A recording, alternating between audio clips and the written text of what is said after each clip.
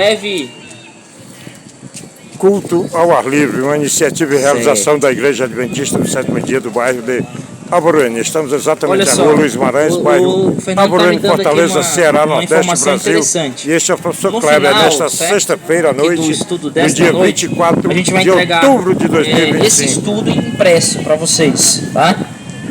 Tá aqui impresso, ó, para você trazer na próxima sexta-feira respondido, tá? A gente vai ter algumas coisas aqui no telão, outras coisas você vai ter a oportunidade de pesquisar em casa, ok? E aí quando nós terminarmos aí, são quantas noites, você sabe, Fernando? São 12, né? Ao final das 12 sextas-feiras nós vamos entregar para vocês um certificado de conclusão, certo? Do estudo do livro do profeta Daniel, ok? Então o Fernando vai distribuir para vocês aqui quando nós encerrarmos o estudo dessa noite, que é na verdade apenas uma introdução, né? O que nós vamos fazer nessa noite é uma introdução ao livro de Daniel, conhecer um pouquinho, ok? Como esse livro foi então formado. Seguimos aqui, ó. O livro do profeta Daniel, vamos então mergulhar nesse livro. Por que estudar então esse livro, né? A gente veio de uma série de estudos sobre o livro do Apocalipse, mas por que nos dias de hoje estudar o livro do profeta Daniel, né? Qual que é a relevância que esse livro tem para nós, pleno século 21, na era moderna, na era da tecnologia, né? Porque ele é inspirado por Deus. Aqui está a primeira razão básica, certo? O livro do profeta Daniel, sem dúvida alguma, foi um dos livros inspirados pelo Deus Espírito, certo? Para nosso crescimento. Há uma outra razão também, porque esse livro, especificamente, ele proporciona esperança e otimismo. Algumas pessoas têm uma visão contrária dos livros proféticos e eles fixam muito a visão nas profecias, nos monstros, nos bichos, enfim. Mas esquecem de que, na verdade, os livros proféticos, além de aclarar pra gente, descortinar pra gente o que vai acontecer lá no futuro, também nos trazem, por meio das histórias, dos personagens, esperança e otimismo. Mostra pra gente o cuidado que Deus teve com o povo dele no passado, e a Bíblia diz que Deus é um Deus que não muda. Então, se Deus não muda, ele também age com bondade, ele também age com livramento nos nossos dias para conosco, certo? Então, uma outra razão. Travou aqui. Vê se passa aí. Pronto. Ele é indicado pelo próprio Cristo. Quando Jesus esteve aqui na terra, teve alguns livros que ele mencionou, o livro do profeta Isaías, né? E ele mencionou a importância de nós estudarmos o livro do profeta Daniel. Ele foi indicado pelo próprio Cristo. Aqui está o texto, né? Ó, tá escrito ali no Evangelho de Mateus, no capítulo 24. Jesus, essas aqui são palavras de Jesus. Ele fala assim, ó: quando pois virdes o abominável da desolação que falou o profeta Daniel, no lugar santo, quem lê entenda, né? Então, nós precisamos entender esse livro, para isso nós precisamos então estudá-lo. Então, aqui está uma outra razão para nós estudarmos esse livro, ok? Ainda, porque estudar, ele é dirigido especialmente para os nossos dias, a gente vai perceber isso daqui a pouquinho, certo? Ele é um livro que foi escrito para o tempo do fim. Capítulo 12, versículo 4 e versículo 7, Daniel tem ali, ele está finalizando, digamos, de ter a visão, e aí o conselho de Deus é que ele selasse o livro, né? Ou seja, que ele fechasse o livro, porque todas aquelas profecias, ou grande parte daquelas profecias, elas seriam reportadas para o tempo do fim. Exatamente o tempo que nós estamos vivendo hoje. Nós acreditamos que já estamos vivendo há muitos anos, né? O tempo do fim, é ali as últimas, os últimos grãozinhos de areia caindo na ampulheta, ok? Bom, o livro do profeta Daniel também, ele era um livro muito estudado por cientistas. Isaac Newton, tá?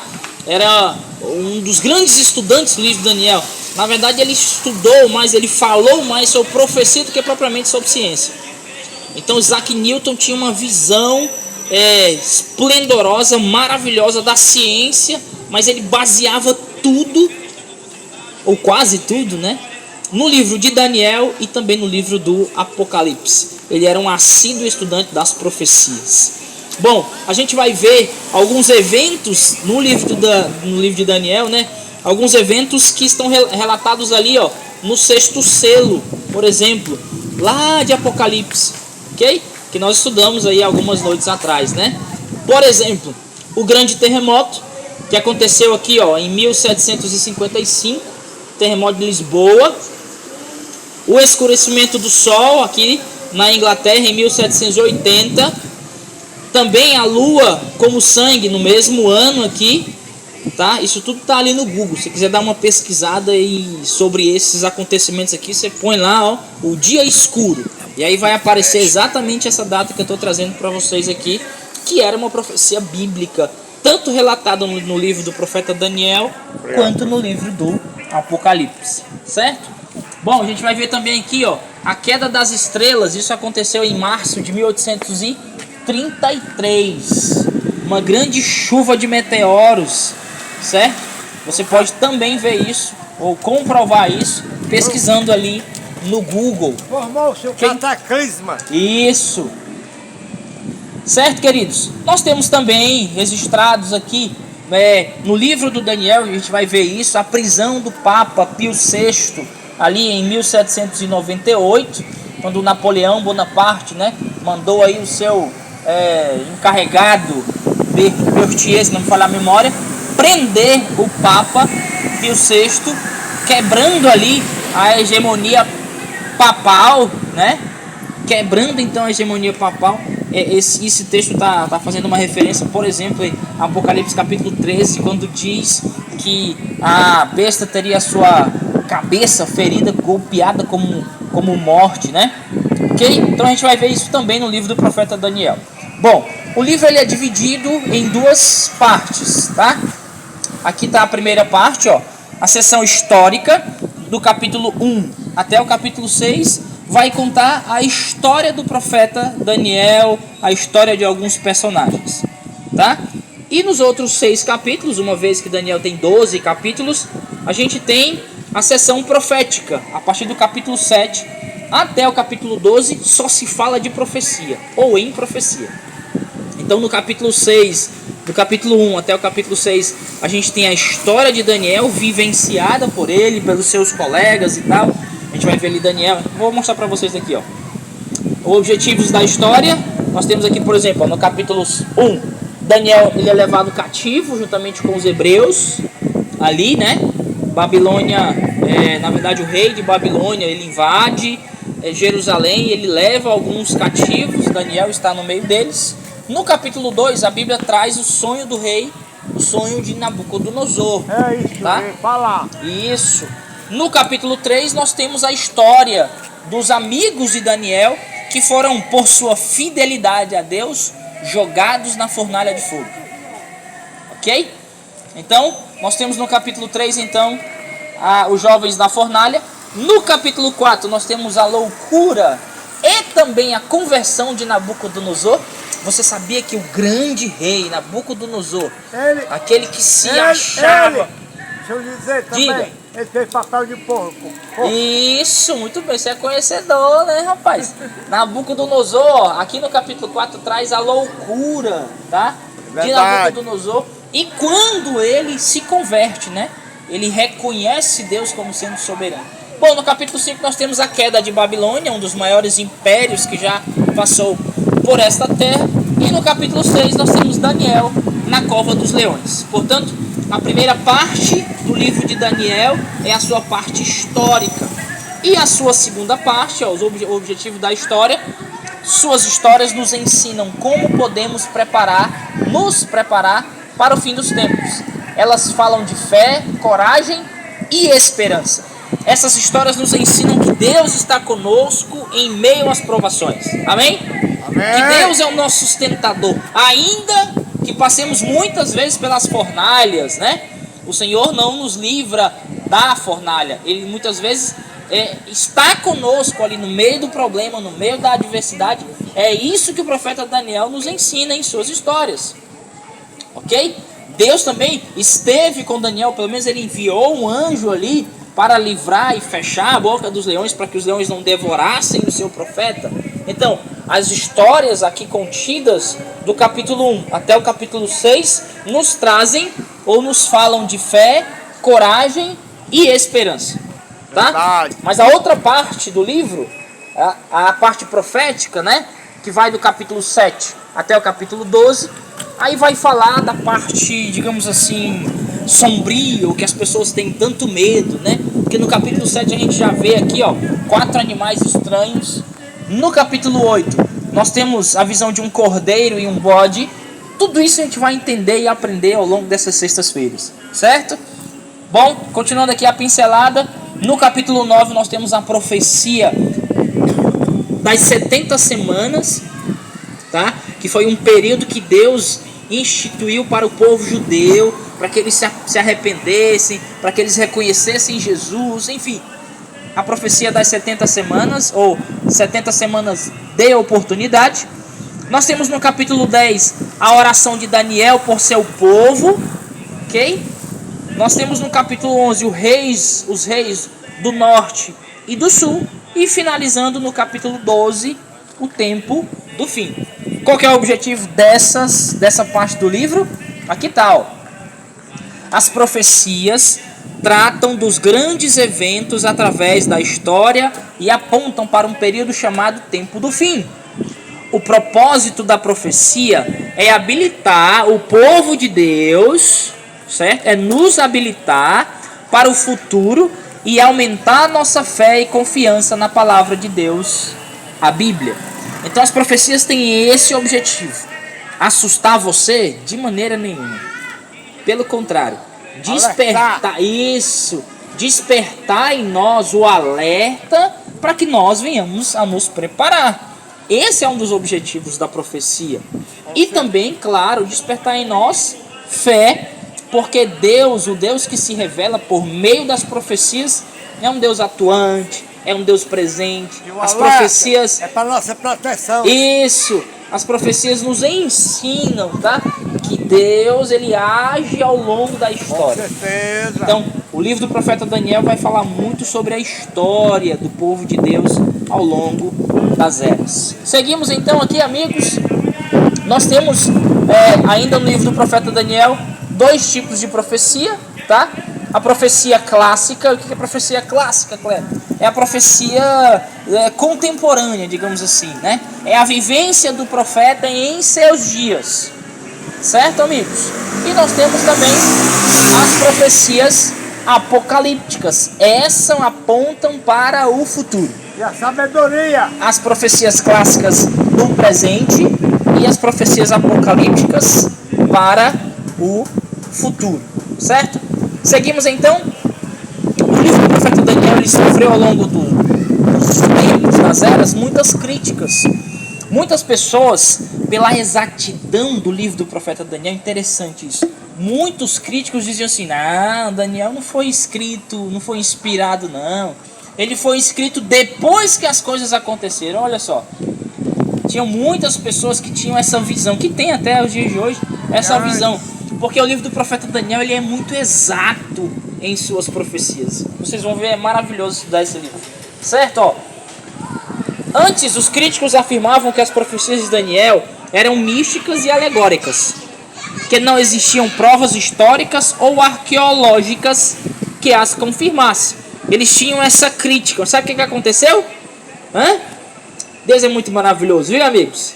Ele despertou um homem, esse cidadão aqui, ó, chamado Robert Caldewey, um alemão, arqueólogo, e ele começou a escavar ali a região do Iraque, onde era antigamente, né, a Babilônia. E sabe o que esse cidadão começou a achar? Olha só, ele começou a achar algo, vou já mostrar para vocês algumas coisas que foi encontrado lá, mas ele concluiu de que Babilônia era um grande centro econômico e político do antigo Oriente Médio na metade do primeiro milênio. Com seus estudos, as suas escavações, ele pôde concluir de que Babilônia era um império poderoso. Sabe o que ele descobriu? Antes se diziam aqui, ó, Antes se diziam que não existiam provas históricas ou arqueológicas. E esse cidadão aqui, Robert, nas suas escavações, olha o que ele descobriu. A historicidade do livro do profeta Daniel começou a se achar agora por meio das pedras, por meio da arqueologia. E sabe o que é isso daqui, ó? É uma escrita, é um tijolo, né? Cuneiforme. E aqui nesse tijolo, eu não sei ler isso daqui, confesso para vocês, faço a menor ideia do que está escrito aqui. Mas, certo? Na literatura, né, da época, sabe o que está escrito aqui, ó? Vários tabletes traziam o nome de, ó, Nabucodonosor. Traduzido, né? Nabucodonosor. Ou seja, a arqueologia comprova aquilo que a Bíblia já havia dito, né, por meio do profeta. Portanto, aqueles críticos que diziam, né, não, essa história de Daniel é tudo alegoria, é a história da carochinha, né, ó. Mas, ó, tem mais provas aqui, ó, a historicidade do livro. Aqui tem um outro tijolo, né, e nesse tijolo, não sei aonde aqui, mas certamente está escrito aqui, ó, o tijolo de na verdade esse achado aqui ficou conhecido como o tijolo de Nabucodonosor, porque tem aqui em sua escrita o nome do grande rei. Amigos queridos, quando Cristo esteve aqui na terra, ele disse assim: olha, aqueles que estudam a minha palavra, aqueles que escutam a minha voz, aqueles que dão atenção e praticam aquilo que está escrito, são comparados a alguém que construiu a sua casa sobre a rocha. Ele faz essa comparação, né? Daqueles que são estudantes da Bíblia, que buscam compreender a Bíblia, os seus ensinos, fazer a vontade de Deus. Ele diz assim, ó, esses, aqui está no livro de Mateus, capítulo 7, versículo 24. Eu quero ler esse texto com vocês, tá? Deixa eu abrir a Bíblia aqui no livro de Mateus, no capítulo 7, para poder ler esse texto aqui com vocês. Mateus capítulo 7, versículo 24. Tu vai pôr aí? Vai pôr aí, Bruno? Para eles lerem também? Pronto, a gente vai colocar aqui para a gente ler. Mateus capítulo 27, versículo 1. Mateus capítulo 7, versículo 24 até versículo 27. Olha só, a orientação que escuta essas minhas palavras, vocês estão escutando, né? Sim ou não? Estão escutando.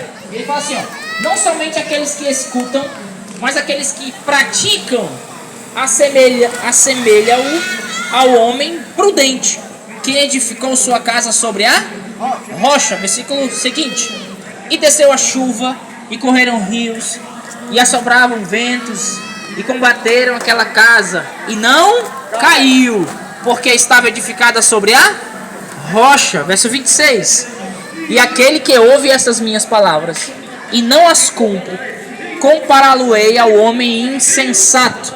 O homem sábio, que é estudante, que aprende a palavra de Deus, põe em prática em sua vida, ele se assemelha ao homem sábio. E esse homem constrói sobre a rocha, tem alicerce. Amigos, eu sou construtor, eu tenho uma equipe, né, pequenininha ali, a gente constrói e reforma. E eu falo isso para vocês com propriedade. Para nós edificarmos uma casa, um muro, um apartamento, é preciso ter muito bem um alicerce preparado, ok? A isso Jesus então está afirmando ali. Ele diz: aquele que escuta a minha palavra, aquele que ouve a minha voz e cumpre e procura viver sobre os seus ensinos, é comparado a um homem sábio que constrói sobre a rocha. E o contrário é comparado ao homem insensato que constrói sobre a areia. Bruno, dá start aí de novo. Pronto. Bom, amigos, o nome do profeta Daniel, e aí está chegando aqui ao final da nossa introdução, né? Do nosso estudo nesta noite. É interessante, olha só, o nome do profeta Daniel, aqui é mais uma informação para vocês. Ele vem do prefixo Dan, tá? E esse prefixo aqui, ele era reportado à tribo dos juízes. e ele é também ajuntado ali ao sufixo El, que vem de Elohim, ou seja, Daniel, o Senhor é o meu juiz. É isso que significa o nome do profeta Daniel. O Senhor é o meu juiz. Cristo é o meu juiz. Cristo, o justo, o juiz. Sabe, irmãos, amigos, nós vivemos dias difíceis. Muita violência, muita desigualdade, não é? Muitas pessoas com muito e muitas pessoas, aliás, poucas pessoas com muito e muitas pessoas com pouco. Isso causa violência, isso causa tristeza, isso causa guerras, isso causa maldade. A gente vive num mundo conturbado, né? Mas deixa eu dizer uma coisa para vocês. Se tem uma coisa que o livro do profeta Daniel traz para mim e para você, nós vamos aprender ao longo dessas sextas-feiras, 12 sextas-feiras que estaremos com vocês aqui, é que Deus, em todas as situações, olha só, Ele está ao nosso lado. Ei, amigo, ei, amiga, você não está sozinho. Você não está sozinho. Deus é o nosso amparo. Ele é o nosso refúgio e fortaleza. Semana passada eu estive com vocês aqui e eu li o Salmo 46. O Salmo 46 é um convite à ação de um Deus que tudo pode. Um Deus que tudo vê. É um Deus que está atento a todas as nossas necessidades. E nós vamos aprender ao longo dessas sextas-feiras de que o livro do profeta Daniel nos dá esperança, otimismo. Por quê? Porque ele nos traz a ideia de um Deus que esteve ao longo da história acompanhando todo o seu povo. E ele continua ao nosso lado. Amém? Amém? Eu acredito nisso.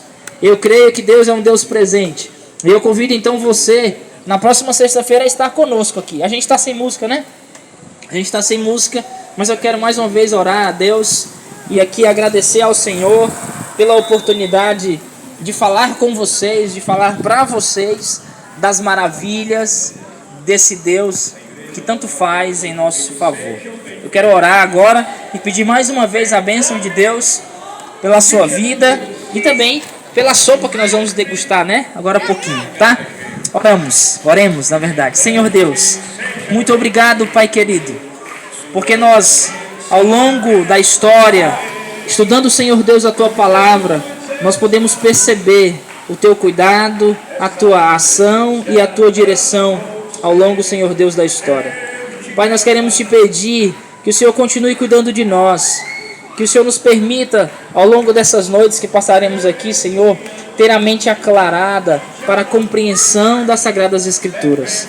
E à medida, Senhor Deus, que buscarmos conhecimento do Senhor, tenhamos o nosso coração convertido, mudado, voltado para Ti.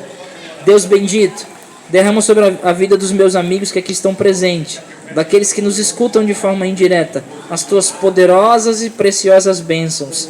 Em que na próxima sexta-feira, Senhor, estejamos todos nós aqui mais uma vez agradecidos por Teu cuidado, por Tua misericórdia, por Teu perdão e por Tua justiça. Nós oramos agradecidos em nome de Jesus. Amém. Amém. Palmas para o Senhor. Aí, senhoras e senhores, portanto, concluída a retórica alusiva à palavra de nosso Senhor Jesus Cristo, através do professor Kleber, nesta noite de Fernando vai entregar agora aqui a folhinha, né, com o estudo, agora impresso, e aí você leva para casa, traz respondido na próxima sexta-feira, e ao final, então, das 12 noites, nós estaremos, então, entregando para vocês um certificado, certo? Concluído o culto, só podemos dizer uma coisa. Valeu, Jesus. E agora vamos à sopa.